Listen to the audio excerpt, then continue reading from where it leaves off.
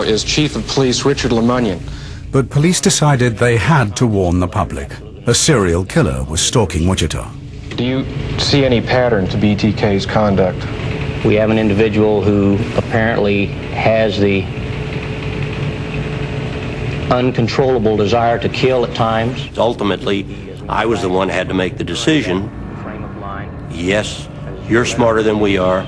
Yes, we recognize who you are, and yes, this is your name.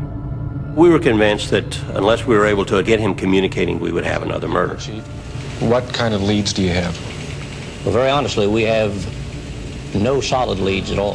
Using TV, the chief tried to snare BTK with a strange experiment.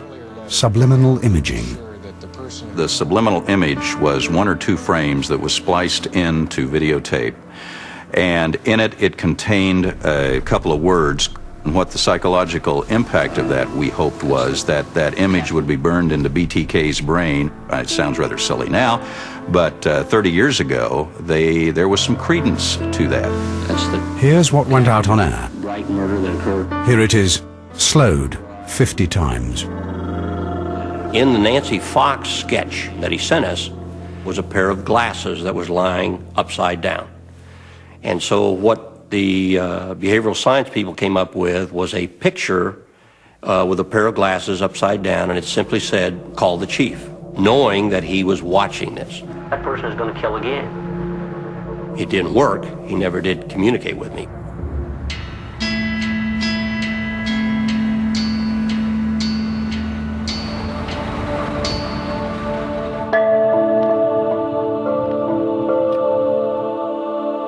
Robert Beatty, a local attorney following the BTK story, felt panic grip the entire city. Women would call the police to come and check their residence. Night after night, they would go in the house with their guns drawn and flashlight out, searching through the house.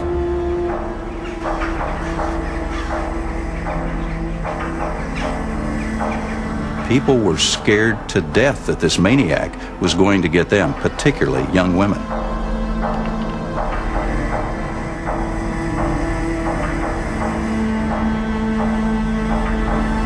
I put triple locks on all my exterior doors. I put interior locks on our bedroom doors. And even still, I just laid awake all night waiting for this man to come back.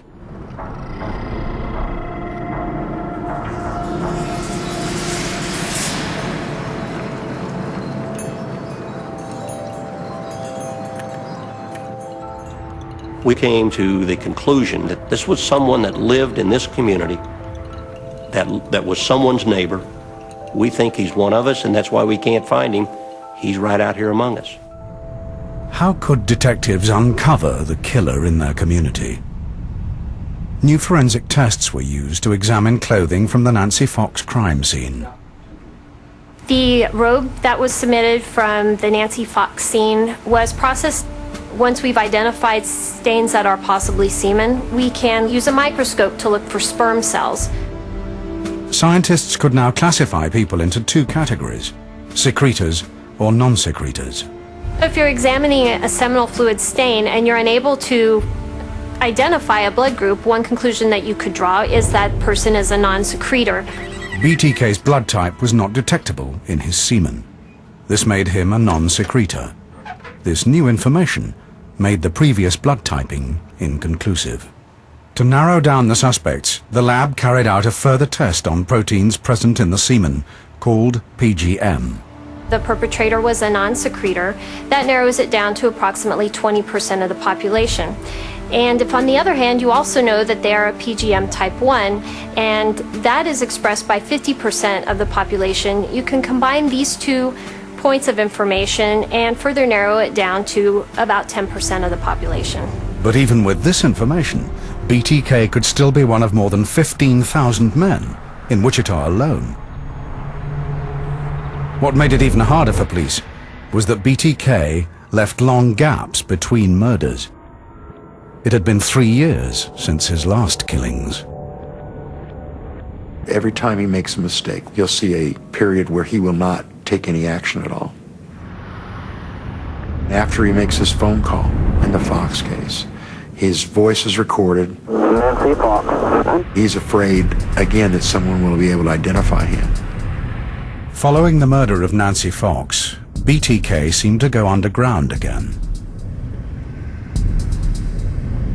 We know that he was out there selecting victims in preparation for future attacks. As detectives struggled to picture the phantom stalking their city, BTK was free to kill again. In the 1970s, a killer had brutally murdered 7 people in the city of Wichita, Kansas. He was known as BTK, bind, torture, kill. Police searched for a pattern in BTK's killings, or links between the victims. They fell within a small radius, but nothing else appeared to link them. It'd be impossible to gauge who his next victim would be. He is totally random, and that would be very difficult for any investigator to try to link those together because it just depends on what he feels like that day. Police looked again at the evidence in the hope of finding a connection with the killer. The letters sent by BTK were always photocopied to help disguise the typewriter he had used. But unknown to BTK, early photocopiers used distinctive paper rolls and toner. Detectives traced the paper from BTK's communications to a machine in this building, on the campus of the State University. Police hoped this might pinpoint BTK, but he was not the only one using this machine. The problem is, it was public access. Anybody could put a nickel in, and anybody could make a copy there. The photocopier could not reveal BTK's identity. The best evidence we had was the voice tape. We played it over and over again. I'm sorry, sir, I can't understand you. What is the address? 43 South Pershing. The voice on the recording that came into the dispatcher appeared to be a white male. So we're looking at white males, probably in their age of their 40s. That's correct. But then, in the 1980s, BTK disappeared again. There were no more letters, and the murders seemed to stop. Had he given up? Or was he stalking his next victim? We were told all along, serial killers can't stop. We didn't believe that. We believe he did stop. We believe he was here. Police set up a special task force to keep up the hunt for BTK. They had looked at every eccentric, everybody with a sexual offender record, everybody basically with a criminal record. They had looked at them and excluded them. Then in 1985, after 6 years of silence, another body was discovered.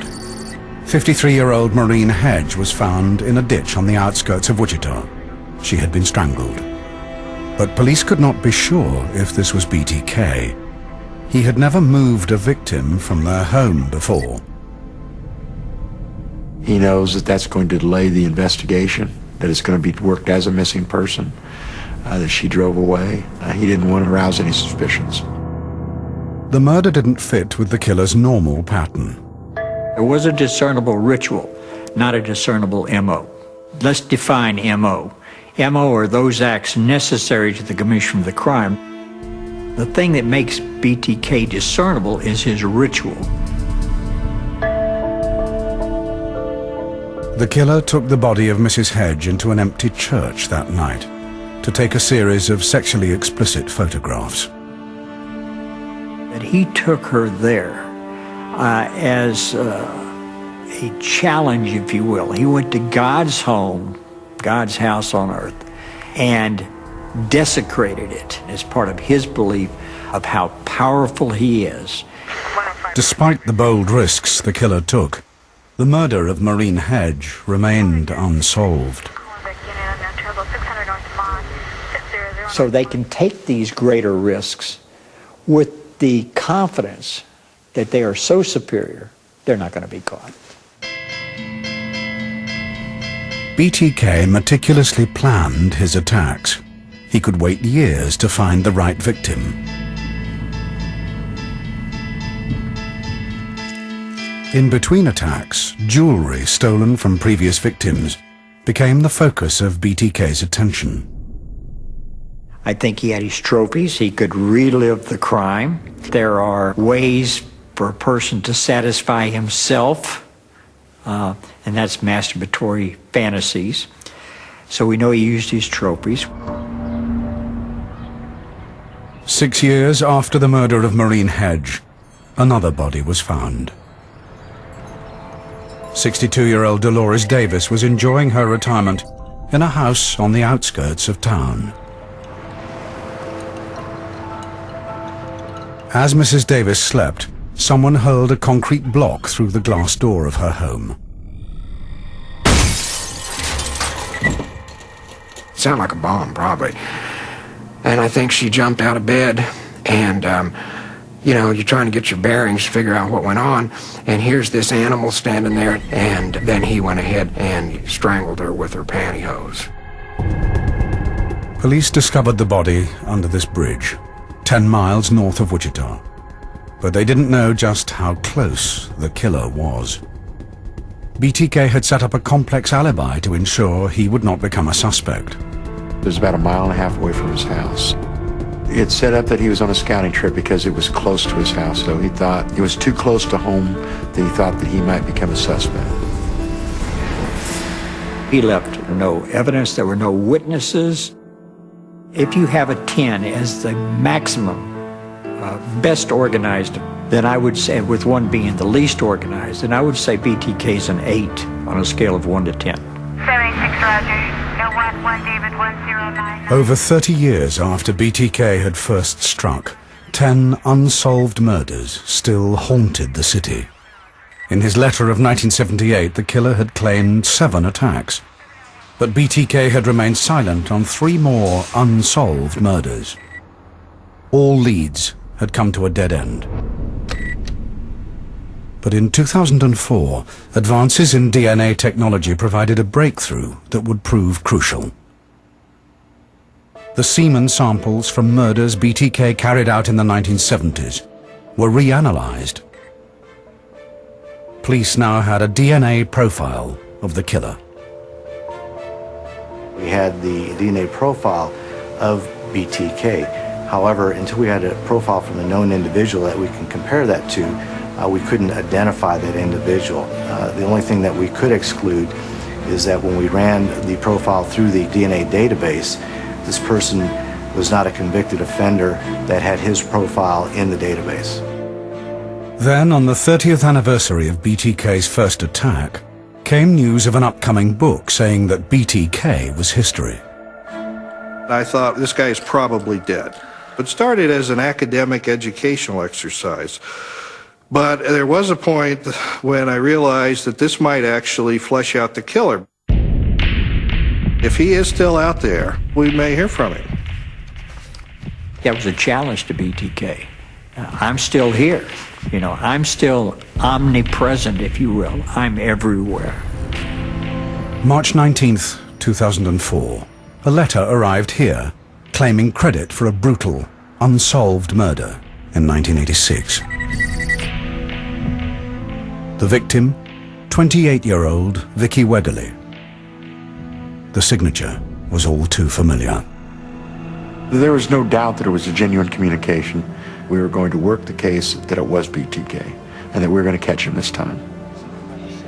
The strategy was to keep him talking, because the problem we'd had before was that we'd get a letter from him and then we would not hear from him for another 3 or 4 years. So we wanted the frequency of the communications to increase. Police could not risk BTK going underground again.